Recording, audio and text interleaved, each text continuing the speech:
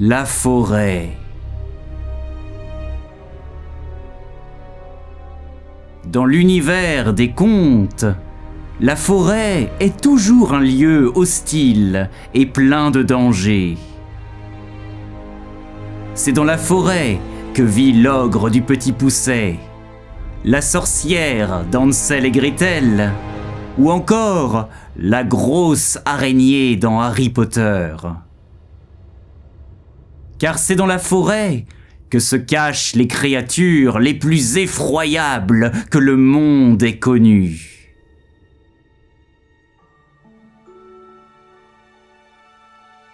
Il y avait autrefois un paysan qui devait justement traverser une forêt pour aller vendre les produits de son champ au marché le plus proche. Il était accompagné de son fils, qui était en âge de commencer à apprendre le métier. Le père comme le fils étaient loin de se douter qu'ils allaient bientôt faire la rencontre d'un terrible monstre. Et cette rencontre marquera le début d'une légende, celle d'un guerrier qui se confrontera au monstre et que l'histoire retiendra sous le nom du Chevalier de Cristal.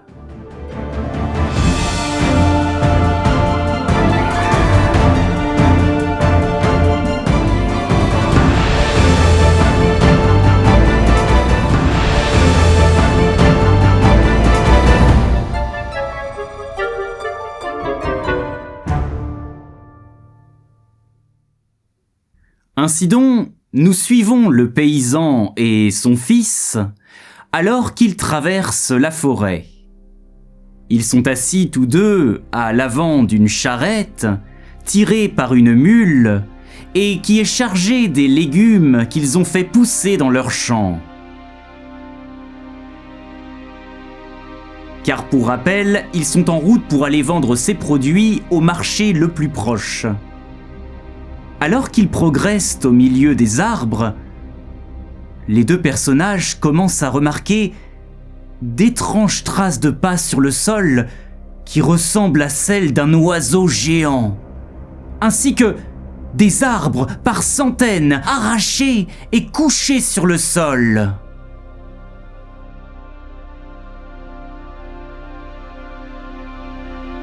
Ils aperçoivent également des dizaines de dépouilles animales sanguinolentes laissées ça et là à l'abandon, en train de pourrir sur le sol. Le père remarque tous ces signes et un frisson d'angoisse commence à lui parcourir le corps. Il stoppe alors la charrette et met pied à terre avec son fils pour analyser les traces. Puis il se tourne vers ce dernier, le visage grave, et lui dit « Je n'aime pas ça. Je n'aime pas ça du tout même. Tous ces arbres arrachés, ces étranges traces de pas sur le sol. Il y a quelque chose de pas normal qui rôde dans la forêt. Quelque chose qui tue par plaisir. Regarde, les corps des animaux morts qui gisent ça et là sont tous entiers. La chose qui les a tués n'a même pas cherché à les dévorer. Elle les a juste massacrés comme ça, par plaisir. C'est un monstre qui a fait ça, mon fils. Et si on reste dans les parages, on risque d'être les prochains à le croiser. Vite, remonte dans la charrette et faisons vite demi-tour avant que... Mais l'homme n'a même pas le temps de finir sa phrase, car voilà que surgit de derrière un groupe d'arbres une tête géante, ressemblant à celle d'un coq, avec deux yeux jaunes injectés de sang, qui est suivi d'un corps de lézard géant doté d'immenses ailes de chauve-souris. Le corps se termine par une longue queue de serpent avec une tête de reptile à son extrémité. En voyant la créature, les deux personnages se mettent à hurler. Le fils se retourne, prêt à courir, mais du coin de l'œil, il voit son père, qui lui reste immobile, les jambes tremblantes. « Père, courez !» Le monstre tourne sa tête vers eux, et ses 2 yeux jaunes, injectés de sang, se mettent soudain à fixer ceux du paysan. Aussitôt, comme frappé par la foudre, le paysan s'effondre au sol, le visage blême et le corps sans vie. D'un seul regard, la créature l'a tué. Le garçon bondit en hurlant de désespoir et se met à courir à toute vitesse entre les arbres, fuyant le plus loin possible de la créature, jusqu'à sortir de la forêt. Il débarque alors dans un village, son village, qu'il a vu naître et grandir.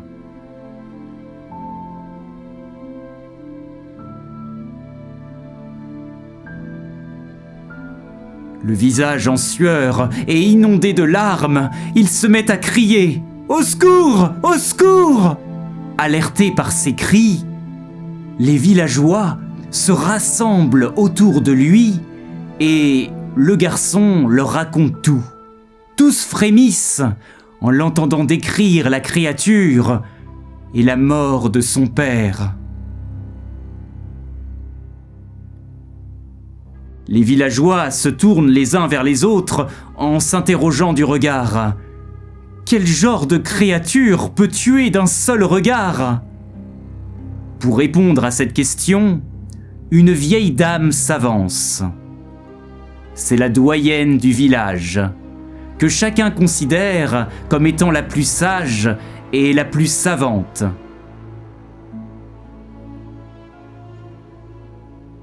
Et pour vous dire le niveau de charisme de la vieille dame, lorsqu'elle prend la parole, tout le monde se tait pour l'écouter. « Écoutez-moi tous, car l'heure est grave. J'ai bien peur que la créature que ce garçon vient de décrire soit un basilic, un monstre dont la tête ressemble à celle d'un coq, qui peut empoisonner tout ce qu'il touche. Son souffle fétide peut réduire en poussière même la roche. D'un seul coup de sa large queue, il peut vous renverser un arbre. Mais le plus effrayant, c'est que la créature peut tuer d'un simple regard tous ceux qui ont le malheur de croiser le sien. C'est une terrible menace qui pèse sur notre village. Si le basilic décide de nous attaquer, nous sommes perdus. » Le discours de la doyenne jette un froid sur l'assemblée. Les villageois se tournent les uns vers les autres d'un air paniqué, jusqu'au moment où un homme prend la parole. C'est le maire du village. En levant ses 2 mains, il intime le silence et déclare « Mes amis, nous devons nous armer de courage. Cette créature est dangereuse, mais nous devons l'éliminer avant qu'elle ne nous attaque. Qu'un groupe de volontaires prenne les armes et s'en aille dans la forêt pour nous débarrasser de cette créature. Ainsi, nous n'en entendrons plus jamais parler et nous pourrons revenir à nos vies normales. » Tous applaudissent la déclaration du maire en criant « Hourra! Hourra! Ouais! Ouais !» Mais en fin de compte, très peu d'entre eux se portent volontaires. Faut dire que les gens ont bien compris qu'on n'avait pas affaire à un petit poulet, mais à un gros osio reptile bien vénère qui peut tuer d'un seul regard. Donc à un moment donné, le courage c'est bien, mais vivre c'est encore mieux. Et c'est donc un tout petit groupe, composé des hommes les plus braves du village, qui bientôt pénètrent dans la forêt, dans l'espoir de pouvoir terrasser le basilic. Malheureusement, les jours passent et aucun d'entre eux ne revient au village.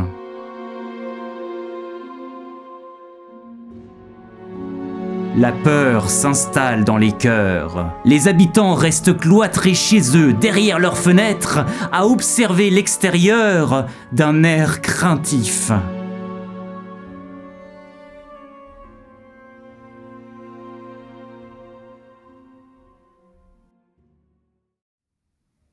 À l'entrée du village, il y a une petite auberge.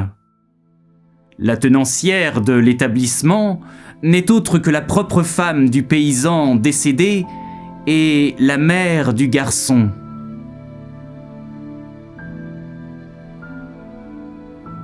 Celle-ci tente en vain de réconforter son fils, qui se tient assis à une table devant un bol de soupe.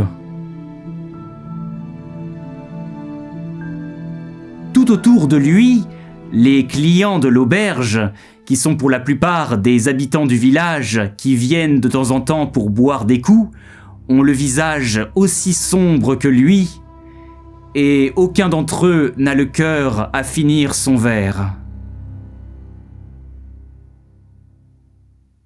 Un silence de mort emplit l'auberge. Un silence qui est bientôt rompu par le grincement de la porte d'entrée de l'auberge qui s'ouvre en grand. Toutes les têtes se tournent alors vers l'entrée et la lumière du jour qui passe à travers l'ouverture illumine chacune d'entre elles. Et dans la lumière, au seuil de la porte, se tient debout un homme vêtu d'une armure en métal.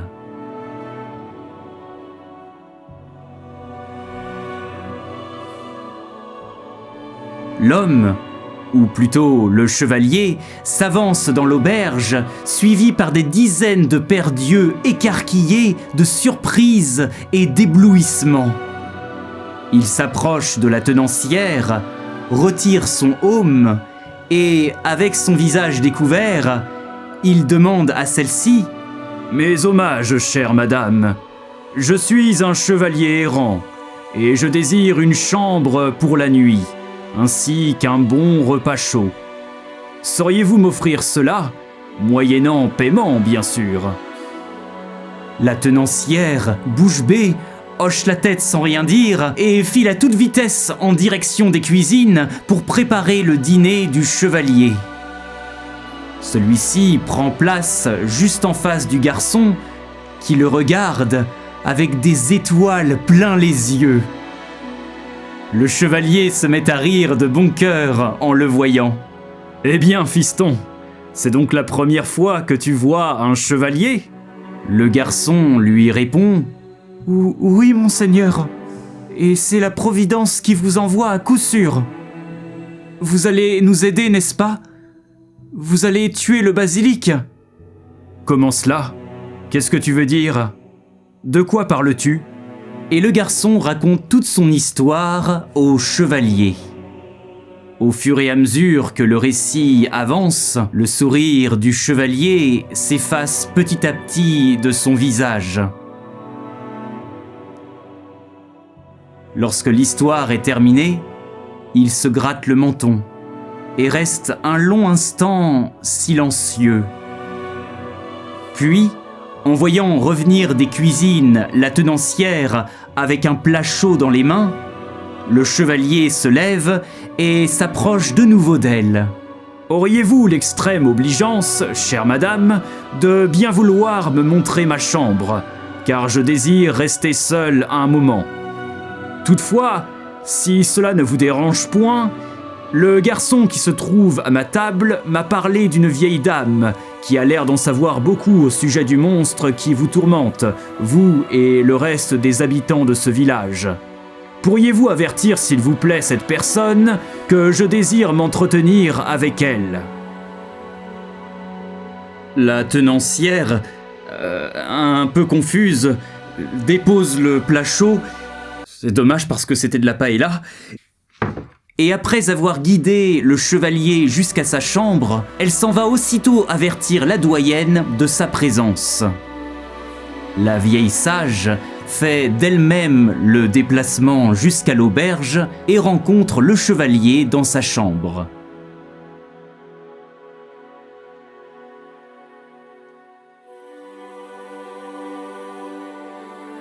Les deux personnages se dévisagent l'un l'autre et c'est le guerrier en armure qui entame la conversation. « Vénérable dame, j'ai besoin de votre aide. J'aimerais que vous partagiez avec moi toutes les informations que vous possédez au sujet du basilic, car je désire vous venir en aide et terrassez pour vous cette créature. » La vieille dame plonge ses yeux gris, aussi perçants que ceux d'un basilic, mais en beaucoup moins mortels bien sûr, dans ceux du chevalier, et se met à le questionner. « Pour quelle raison, messire, voulez-vous nous venir en aide ? Qu'est-ce qui motive votre demande ? Avez-vous soif de gloire ? Cherchez-vous à vous illustrer par quelque haut fait d'armes, en espérant qu'un jour quelqu'un chantera vos exploits ? Ou bien êtes-vous simplement guidé par l'envie de toucher une belle récompense en échange de vos bons et loyaux services ? En d'autres termes, ma question est, recherchez-vous la gloire ou bien la fortune ? Le chevalier baisse la tête en méditant ces questions. En plongeant son regard dans son cœur, il aperçoit l'image du garçon pleurant la mort de son père. Une lueur apparaît dans ses yeux. Il relève la tête et répond à la doyenne. « Je n'ai point la prétention, ma chère dame, d'être le plus vertueux de tous les hommes. Mais je vous prie de croire au moins que ce n'est ni la cupidité ni l'orgueil qui dirigent ma volonté, mais bien mon cœur tout entier. Et ce que mon cœur désire, c'est de sécher les larmes d'un enfant et de redonner un peu d'espoir à tous ceux qui l'ont perdu. » Le visage ridé de la doyenne se fend d'un léger sourire. « Quelle que soit votre réponse, je vous aurai de toute façon révélé tout ce que je sais. Mais je suis heureuse de constater que j'ai affaire à un homme de valeur, honnête et droit. Malheureusement, je crains de ne pas pouvoir vous apprendre grand-chose de plus sur le basilic que ce que vous savez déjà. Le garçon vous aura sûrement répété tout le discours que j'ai servi aux villageois sur le sujet. Ceci dit... » La vieille dame prend un petit instant de réflexion avant d'ajouter « Il y a un détail qui m'est revenu en mémoire il y a peu. Voyez-vous, on dit que le basilic ne ferme les yeux qu'à une seule occasion, lorsqu'il se désaltère à une mare ou à un étang. C'est tout ce que je peux, hélas, vous apprendre de plus. Mais quelque chose me dit que cette information vous sera très utile. » Et c'est sur ces derniers mots que la doyenne prend congé du chevalier et quitte la chambre après l'avoir salué. Désormais seul dans la chambre, le chevalier reste un moment à réfléchir. Comment diable pourrais-je vaincre un monstre qui peut tuer d'un simple regard ? Et pourquoi le basilic ferme-t-il les yeux quand il se désaltère ? Et c'est tout en étant à ces réflexions que le vaillant guerrier relève la tête et se retrouve face à son propre reflet qu'il aperçoit à travers la glace d'un petit miroir accroché à un mur devant lui. Le chevalier bondit sur ses pieds. « Mais oui, bien sûr, mais c'est évident. Si le basilic ferme les yeux quand il boit, c'est pour ne point croiser le reflet de son propre regard dans l'eau. C'est ça, j'ai la solution. À présent, je sais ce qu'il me reste à faire. » Le héros quitte sa chambre en courant. Il sort de l'auberge et, sautant sur le dos d'un cheval, qui n'est autre que celui avec lequel il était arrivé, il file au grand galop sur la route qui l'emmène hors du village. Puis il disparaît au loin. À travers leurs fenêtres, les villageois le voient s'éloigner et ils soupirent en se disant que leur dernier espoir venait de prendre la fuite. Les jours passent et un beau matin, les villageois se rassemblent pour discuter de ce qu'il convient de faire désormais. C'est alors qu'un bruit de sabots retentit. Un homme en armure arrive sur son cheval. C'est le chevalier qui est de retour. Mais celui-ci ne porte plus la même armure qu'auparavant. Celle qu'il porte désormais brille de mille feux, comme si elle était constituée de miroirs. Un des habitants du village, expert en matériaux précieux, écarquille alors les yeux et s'écrie d'un air jovial : « Du cristal ! Son armure est en cristal !» Et les villageois se mettent à l'acclamer en criant : « Vive le chevalier de cristal ! Vive le chevalier de cristal ! Vive le chevalier de cristal !» Le vaillant guerrier traverse le village en direction de la forêt, puis il s'enfonce au plus profond des bois. Sur son chemin, il aperçoit les traces de pas de la créature, les arbres arrachés, les animaux morts, ainsi que les restes des braves villageois qui sont morts en affrontant le monstre. C'est alors qu'il surgit. De derrière un épais feuillage, le basilic vient de surgir, et en voyant le chevalier, il pousse un cri strident et se met à le charger. Le chevalier baisse la tête pour ne pas croiser son regard, et il esquive la charge du monstre en faisant, au bon moment, une roulade sur le côté. Le monstre fait volte-face, balayant d'un coup de queue au passage un arbre à proximité, et lorsqu'il est retourné, sa tête n'est plus qu'à 2 pas du chevalier. Alors, à cette distance, la créature voit de façon très nette des milliers de reflets de ses propres yeux à travers l'armure de cristal. La créature pousse alors un cri d'épouvante et se met à reculer en s'agitant dans tous les sens, mais trop tard. Ses yeux jaunes s'assombrissent, de même que son corps, qui devient alors comme du charbon, avant de se briser en 1000 morceaux. Il ne reste plus que du basilic, un petit tas de poussière sombre que le vent bientôt dispersera à travers les bois. Le chevalier rengaine son épée, qui finalement ne lui aura pas servi à grand-chose, et retourne auprès de sa monture. C'est alors qu'il aperçoit le garçon qui l'attendait sur le chemin près de son cheval.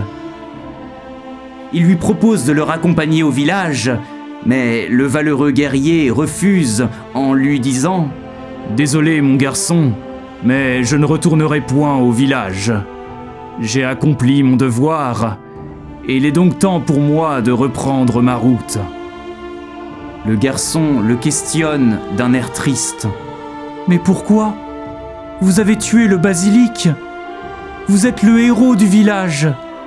Vous méritez qu'on vous honore et qu'on chante vos exploits. Je suis sûr que les gens n'attendent qu'une chose au village, c'est que vous reveniez triomphant et qu'on fasse la fête avec vous. Le maire vous donnera sûrement une belle récompense pour votre service. Vous repartirez avec une bourse pleine de pièces d'or. » Le chevalier pose une main sur l'épaule du garçon et lui dit : « Mon garçon, ce n'est pas moi que vous devez honorer. Ce sont toutes les personnes qui ont donné leur vie pour protéger ce qui leur était cher. À l'image des braves habitants du village partis combattre la créature, ou à celle de ton père, dont le sacrifice t'a permis d'échapper au monstre. Tu me parles de récompense, et j'apprécie l'attention, mais en ce qui me concerne, je préfère y renoncer. Dans la vie, il faut savoir donner de sa personne, sans jamais rien demander en retour. En tant que chevalier, j'ai fait serment de toujours honorer ce principe, et je continuerai ainsi de le respecter pour le restant de mes jours, jusqu'à rendre mon dernier souffle. » Sur ces dernières paroles, le héros remonte sur sa monture, puis il disparaît dans le brouillard qui s'est installé.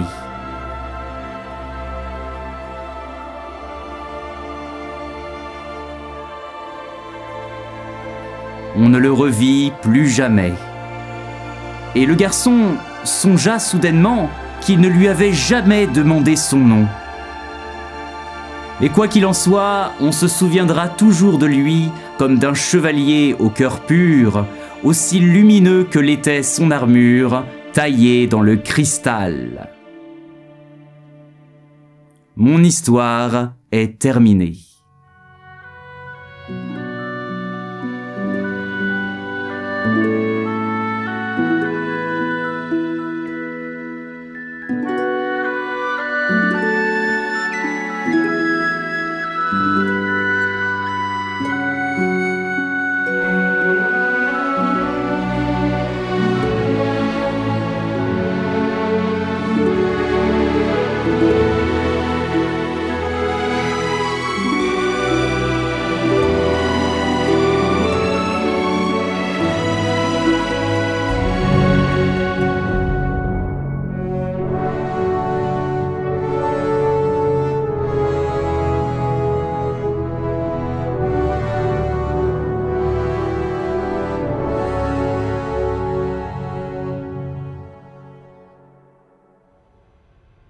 Merci à tous d'avoir regardé cette vidéo. Si elle vous a plu, pensez à me laisser un like et un commentaire. Et si vous voulez m'aider à me faire découvrir auprès d'autres personnes, vous pouvez par exemple leur suggérer une de mes vidéos que vous avez particulièrement appréciée, histoire de leur donner un aperçu de mon travail. Je vous remercie en tout cas de votre soutien et je vous dis à la prochaine pour de futures vidéos. Portez-vous bien, c'était Léonard.